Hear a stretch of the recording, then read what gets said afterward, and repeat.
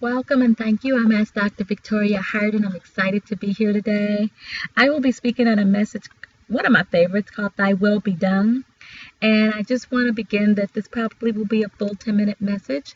So let's just get started with the word of prayer. My favorite is from Psalm 19:14.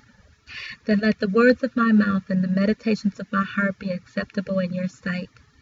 I ask for the safety and comfort and just that the people be blessed by my words and the spirit of this message. I ask that they be touched and be in safety as they traverse home from this event. I ask that the message be shared as they are guided. Amen. It has been wisely said that each of us is the ruler of the greatest nation on earth, our imagination. We are constantly creating mental images about our work, play, family, friends, associates, and in fact, life in general.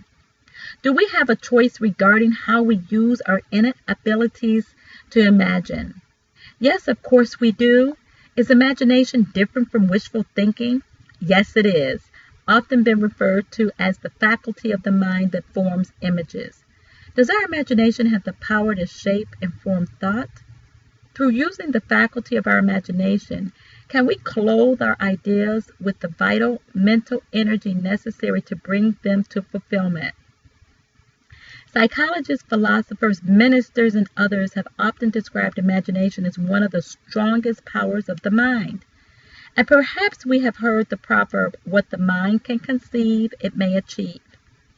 Imagination has also been the cutting scissors of the mind that shapes our heart's desires. The picturing power of the mind. Can you imagine the incredible impact this picture power applies to an idea? How does this work? If holding an image or a picture or a desired goal in your thoughts daily, are you providing your mind with a creative opportunity to be productive? In his book, You'll See It When You Believe It, Wayne Dyer describes how his thoughts have always created his world. He tells about watching a favorite television program and picturing himself as a guest on that particular show.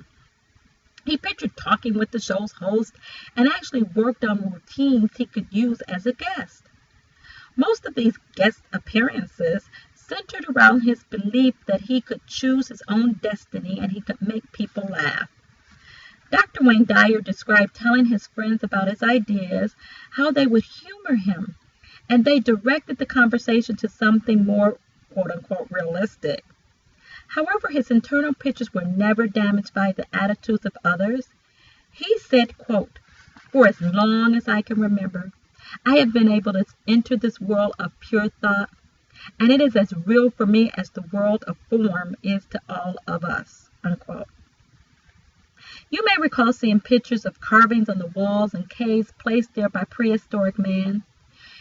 He may have believed if he frequently looked at these pictures, an unseen power would bring food in the form of finding game, fish, or fowl.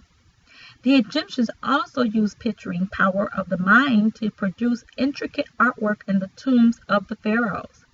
When a royal child was born, in many cases, his tomb was immediately started.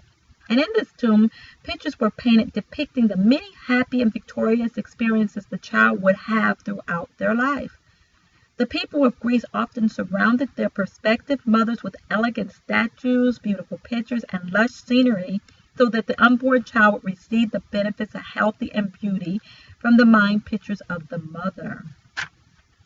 How do we direct our imagination to work for us? The French philosopher Simon Weil wrote, quote, imagination and fiction make up more than 3/4 of our real world, unquote. And an American athlete, Muhammad Ali, said, quote, a man who has no imagination has no wings, unquote.